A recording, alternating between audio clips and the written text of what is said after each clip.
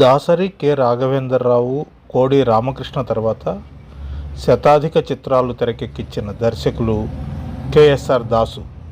1966లో లోగుట్టు పెరుమాళ్ కెరుక సినిమాతో KSR Dasu director అయ్యారు. దానికి ముందే చాలా కాలంగా ఆయన చిత్రసీమలో ఉన్నారు. ఆయన 102 చిత్రాలని తెరకెక్కించారు.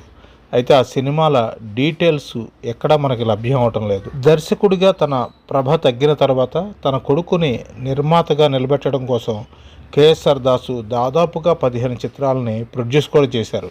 కానీ ఆ సినిమాలు ఏవి విజయాన్ని సాధించలేదు.